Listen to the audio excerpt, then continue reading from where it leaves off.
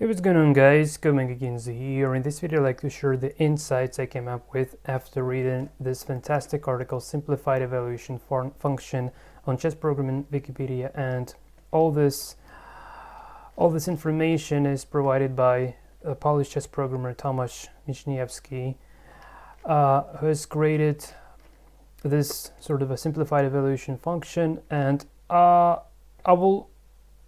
will dive into this much deeper during this video. This is what this video is dedicated, basically. But before we proceed, I just want to provide you a very interesting example on the difference on results being played between my engine via UCI protocol. So it doesn't only support this web interface, like you can see, but also it might be played. It might be playing via UCI protocol versus other engines. So at the moment, I'm testing my WukongJS chess engine versus DSCP, and with the positional square tables I had before, Wukong lost literally every single game versus DSCP. I'm not sure regarding this. It's not a draw, it's probably I dropped the game or something, but I just really remember that Wukong actually lost every single game. And just to give an idea regarding, I don't know, well, let's have a look at this one. So well, unfortunately, I don't know where can I have a look, where you can have a look at the previous values that I took from my head, which was a very bad idea, to be honest. So probably in one of the previous commits. So yeah, let's just go to the commits. Nope, not like this. Here. So let's say, I don't know, I tried various things here. I tried really lots of various things. Let's take this version. Yeah, so here is the version of the previous positional square tables that I had, that I've taken from my head, which was a very bad thing, to be honest. And now I've replaced them with a new one. And even though I was using opening and endgame score for pawns and for rooks and for kings, it's literally enough to use the opening and endgame scores only for kings, and while all the other pieces might be using the only table, which is also a good thing. So I just want to show you a couple of games to give an idea regarding the difference, and then I'll try to explain why this difference occurs, basically. So let's have a look at list games, and the very first game with the old values for both positional square tables and material weights as well. And again, like for those of you who's not aware of what the positional square tables are, so these are the tables that duplicate, it's kind of the format of the chessboard. So every time piece comes to a certain square, let's say pawn comes here on e4, it would get an extra bonus of 20 points. And these bonuses are different for different pieces, and this allows us to change the behavior of how chess engine develops its pieces. So it's very interesting concept, very simple, very very economical from the performance perspective. It's very cheap. So it's okay. Anyway, let's have a look at the first game. So Wukong is playing white, and again, like the third move already completely weird. And this is how the game was going, basically.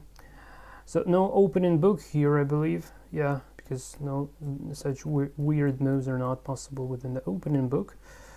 So okay, hold on a sec. Or is this the game where I had a bug regarding the null move running? Not sure though. Yeah, probably not the best ever example, actually. Yeah, probably I just deleted my previous games. So yeah, just it's not that instructive. Yeah, just blunders the pawn that is about to queen. Yeah, just blunder 3 pawns.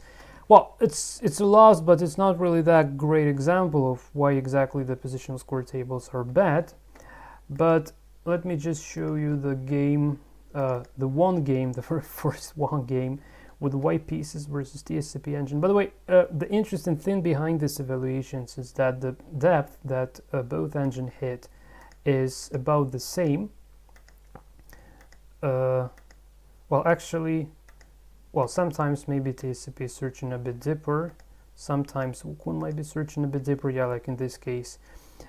But you just have a look. You just trust me, guys. So let's say in these positions, the previous positional square tables would be considering taken with a pawn instead of this bishop. One of the things to consider. And the issue is obviously the double pawns. And TSCP is very good at doubling opponent's pawns because it has the logic to give some penalties for double pawns. And I was thinking for a very long time, like, how can we use the only positional square table values? How can we adjust those values in order to avoid these double pawns? So how we can use only positional square tables to compensate all the additional positional advantages and disadvantages using the bare positional square table values. And it turned out that this Polish chess programmer Tomasz, forget his last name, Tomasz Michniewski, actually created a system that allows doing this, and I'm very excited to present that in details. But first, let's have a look at the game. So it avoids doubling the pawns, despite the fact that Wukong has no idea regarding what the double pawns are, and he doesn't know that this is a bad thing. So just the bare positional square tables. Well, now he's forced to, but still the position is quite pretty nice. And again, like, have a look that you just notice that Rook is going to the semi-open file while it has no idea that going to the semi-open file is a good idea as well. So this is another reason. It's a very interesting thing to consider. Now we get rid of the double pawns, okay? And, well, I need to say that, yeah, and actually, hold on a sec. No, it's about equal material, yeah, but we have bishop and knight versus rook, which is generally might be better compared to, yeah, so this might be a better case, basically. So here's how the game was going, and also the specific material values satisfying the numerous conditions basically are also being involved in this simplified evaluation by Tomasz. So just want to show you the brilliancy. So it's already a piece up, minor piece up here, and now would be grabbing the pawns, and pawns for black are not going anywhere while white pawn is queening and decides the entire game. So a bit of a time for an execution due to the kind of poor search. It takes a little bit of a time to mate, but anyway, the mate comes eventually. So yeah, this is it. So now again, like, I'm very excited to dive into the explanation behind the particular values and how they can avoid things like double pawns on c3, let's say on the c3 square, and other interesting insights. So let's quickly first let's quickly walk into the entire structure. So we have p-square tables for pawns, knights, bishops, rooks, and queens.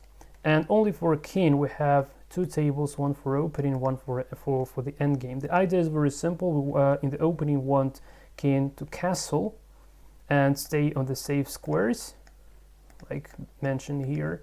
And in the endgame, we want king going towards the center to gain some space advantage and trying to with the cooperation with the rooks or queens, try to checkmate the opponent's king. So that's how it works. Well, the mirror square array is the same as it was before, so it's simply used in order to mirror the square for the opponent. So these scores are done from the white perspective, while we also need to convert them so they were from the black perspective. This is done simply by indexing the mirror square array by the current given square. Quite pretty simple. For black pieces, this is done. And for king, we're using the face to index whether the first array in the king's positional square tables or the second one. And an interesting idea regarding as far as we've touched this game phases. Let me just quickly show the code that does that actually. So we have a function. This function was available in the previous versions as well. So this get game phase. And so the first condition, if there are no queens on the board, we just return 1, which means the endgame. So we return 0 for opening and 1 for endgame. And again, we're using this index as the face. And literally, we index in the king square, the positional square tables for king. So this is PST king indexed by 0 is referenced in this array. PST king indexed by 1 referenced in this array. So I hope this is clear. And otherwise, we need to calculate the number of pieces, multiplying them by the piece weights and the minus material weights, just not to negate the scores, but just to calculate the entire availability of the material. And this constant means literally 2 queens plus 2 bishops. So no, if the material is more than the equivalent of 2 queens and 2 bishops, then it should be considered as the opening. Otherwise, if only 2 queens, 2 bishops or less, say queen bishop and queen and knight, or queen knight and queen, then it should be the end game. Then it should be considered the end game. So this is the very simple logic behind how to distinguish between the opening and the end game here. And okay, now let's go to the article. Well, probably the best ever thing would be just to give the link below the video to this article. So I really encourage you guys, those interested in chess programming, this is the must-read article that I have no idea why I didn't came up with this until now, but basically I have no idea, but this is very interesting. So I will try to read, I'll probably read some most interesting parts here. So let's start with the piece values. And again, so the eventual piece values that satisfy all of these conditions. So in order to, so we have a list of conditions here with explanations of why the condition is valuable, basically. And this is the values for pieces to fit the above conditions. And these are exactly the same values I'm using here. So 100 for a pawn, 320 for a knight, 330 for bishop, 500s for rook, 900s for queen, and 20,000s for king. And exactly the same values but negated for black pieces. So I hope that's clear. And okay, let's just quickly walk through this. So certain piece values I wanted to achieve. So this is from Tomasz Michniewski perspective. So he says certain piece values I wanted to achieve several results. Avoid exchanging one minor piece for 3 pawns. Encourage the engine to have the bishop pair. Avoid exchanging of 2 minor pieces for a rook and a pawn. Stick to human chess experience. So point 1, so this one. So in order to avoid exchanging one minor piece for 3 pawns, this is very simple. We need to have the value for a bishop greater than the 3 pawns. And you just examine the values in the material weights here, just to give you an idea why this is so. So we have 100 plus 100 plus 100, it would be 300s, but bishop is 330, so it won't exchange bishop for 3 pawns. So I hope that's clear, because all this logic is reused all along the way this article. And the same for knights. Of course, these positions are just read this on your own.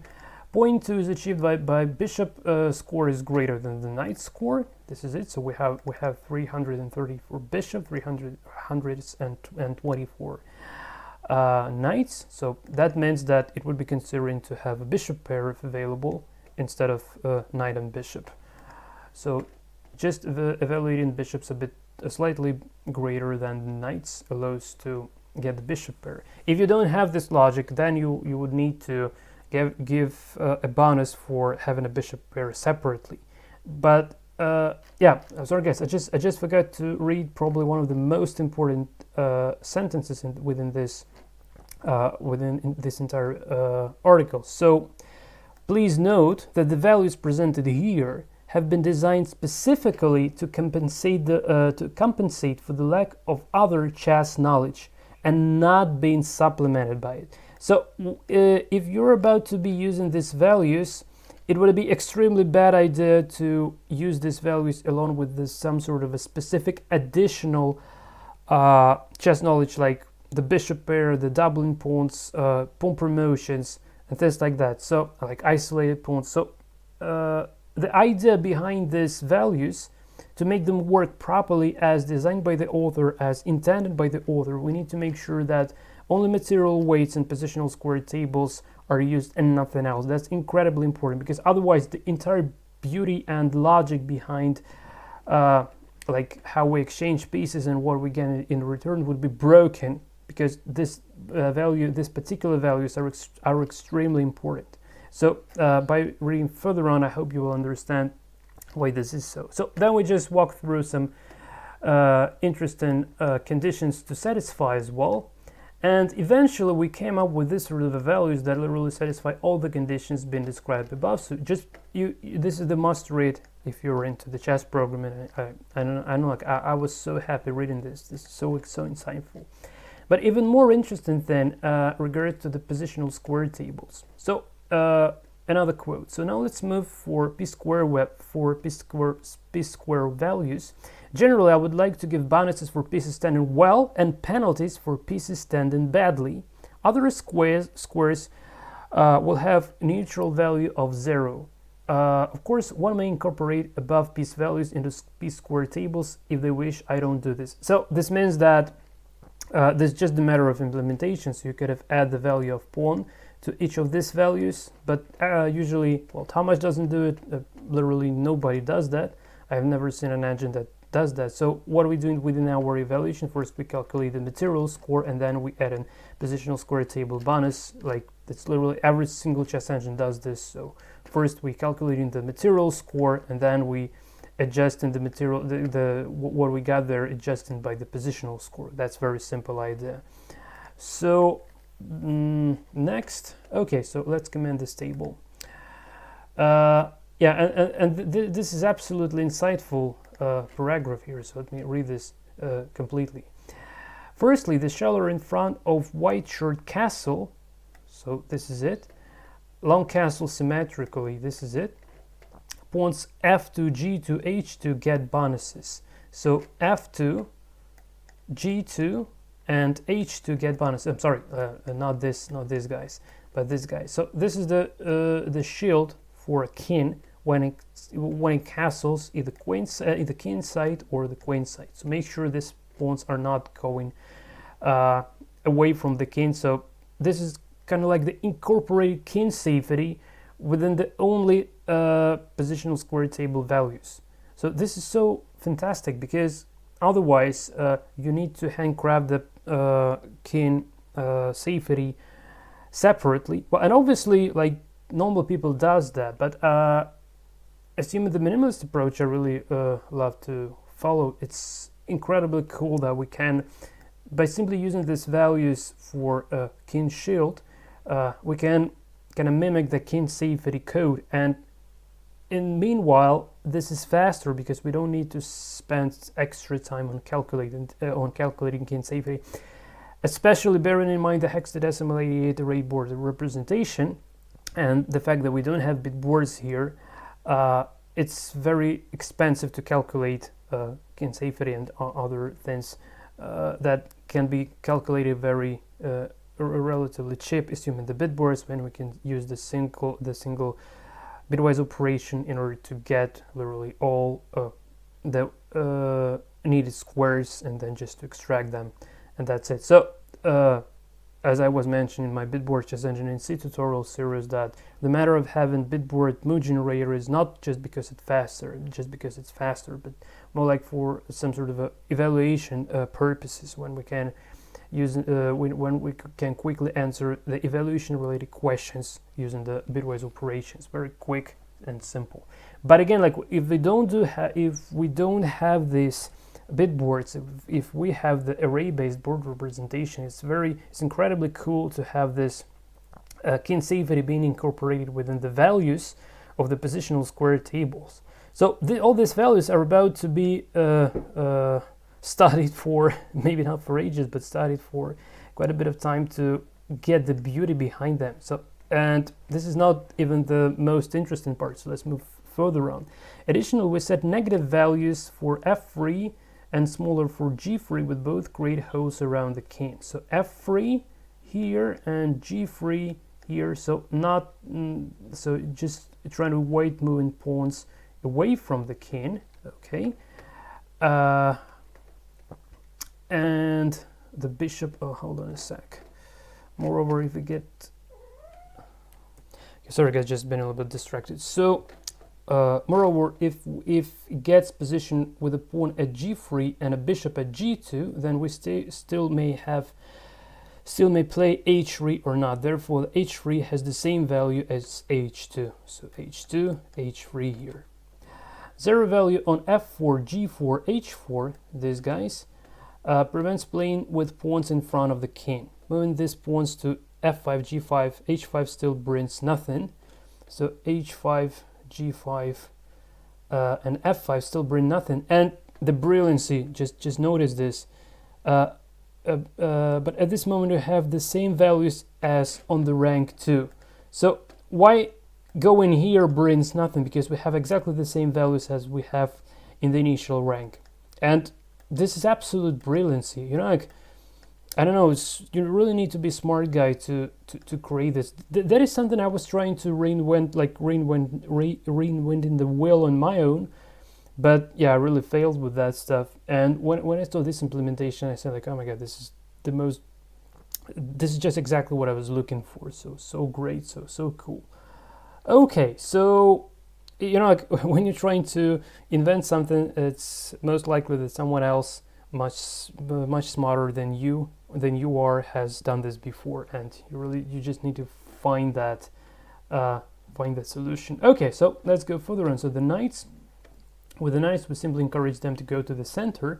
Standing on the edge is a bad idea. Standing in the corner is a terrible idea. Probably it was the Tartakovers who said that one piece stands badly, the whole game stands badly. All knights move slow, and knights move slowly.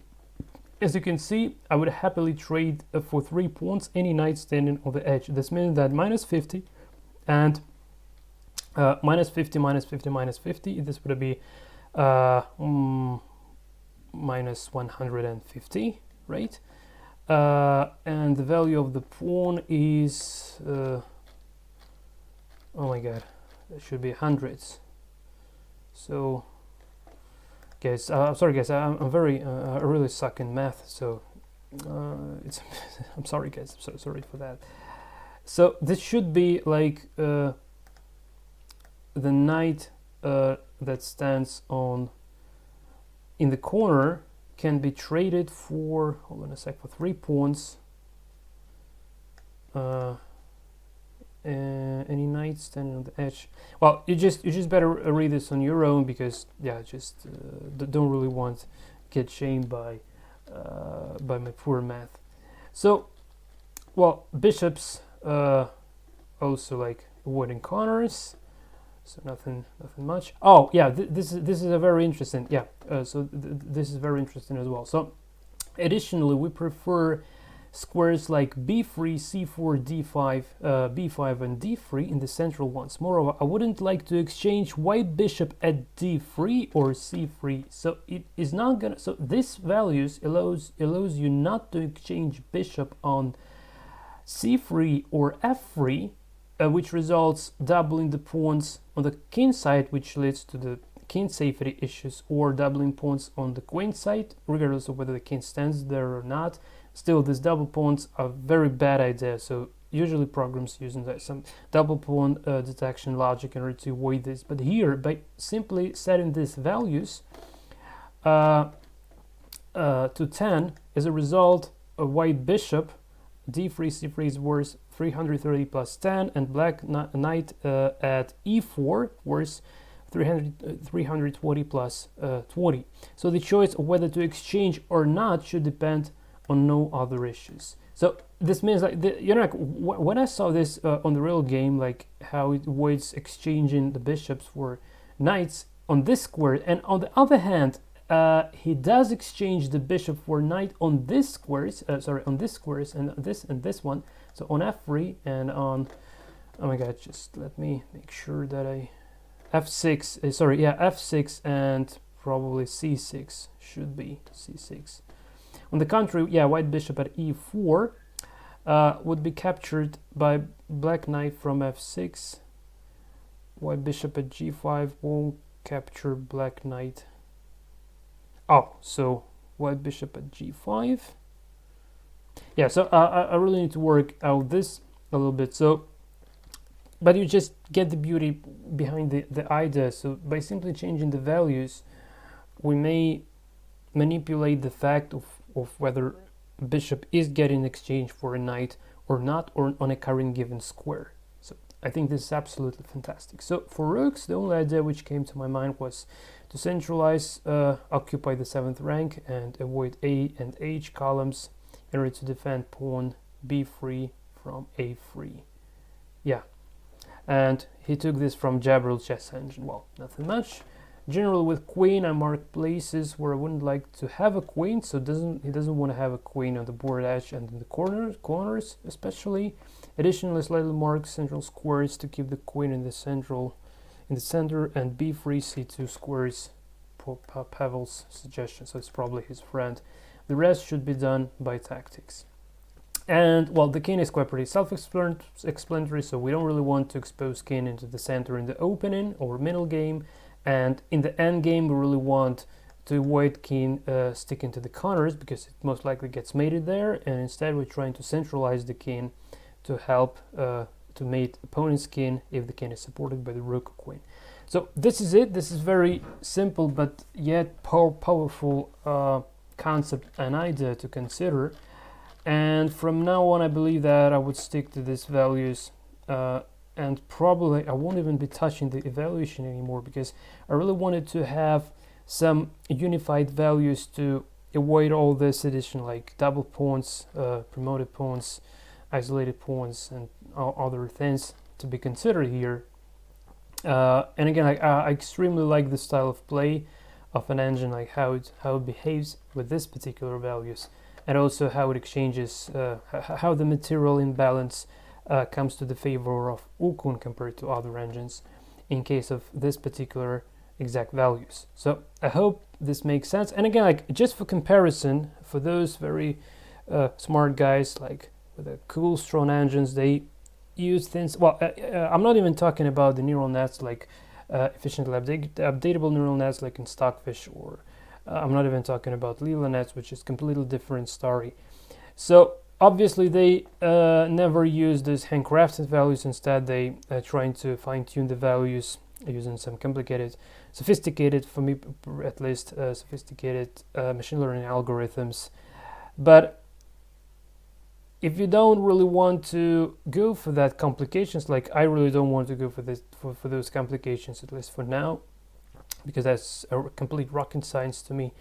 I think that using these values is very good idea, especially bearing in mind the fact that it's not just the values, but there is a very beautiful logic behind why these values are exactly like what they are, basically. So every single value is not just a random one. It serves a particular purpose, and the interaction between these numbers is beautiful, and interaction between the p-square bonuses and the piece values also matters. So all these values really are really connected to each other, And again, like, just nothing more to say, but values presented here have been designed specifically to compensate for the lack of any other chess knowledge. So I hope this is absolutely crystal clear at the moment, guys. I don't know if you're excited about these values like I am, but definitely this simplified evaluation function is worth of reading basically and following, because I don't know, this is the classics, this is the very classics of chess programming. And by the way, the initial idea of designing this this way of evaluating chess position was originally posted by Tomasz Michniewski discussion list. It contains the proposal of extremely basic evaluation function required from the participants of the unified evaluation test tournament. So the idea is to compete only in the search technique optimization and not in the evaluation. So the idea is very simple. If all the engines have exactly the same evaluation function, then the matter of one engine wins over another engine. It's just the matter of a better search. So that's very, very simple idea behind it. And I personally consider it to be absolutely fantastic idea. Well, unfortunately nobody is using this, but anyway, I think that, I don't know, probably the best ever values to consider in my engine. And again, like I would probably read this article like 100 more times to understand all the beauty behind the value into the interactions between the values. So not only to blindly copy paste them, but also try to figure out why exactly these values produce exactly the same game behavior as we can see in our chess game. Okay guys, so this is it from my side. An updated version of WukongJS already has this updated values, so feel free to play versus engine. So just really wondering, so what is this gonna be playing? Yeah, so it plays the very classical. Oh man, this is so cool. So it plays the classics, right? This is so cool. Okay, it's not the best ever idea apparently, but okay. Takes. I'm just tempted to know how. I didn't yet play versus it, believe it or not. As a human, yeah. So now he attacks. Now he attacks this. Oh. This was a bad idea, sorry. I cheated a little bit. So okay, now he wants to mate me. Yeah, this is extremely strong, I need to say. So I'm already losing this position. So yeah, you just try to play versus this version. If you've been playing versus some previous versions, you will definitely feel the difference. So how stronger this easy setup is, how stronger this is, and how fantastic, how amazing it is. Okay guys, so this is it from my side. I hope this video was useful and insightful regarding the simplified evaluation. Until the next time, and take care.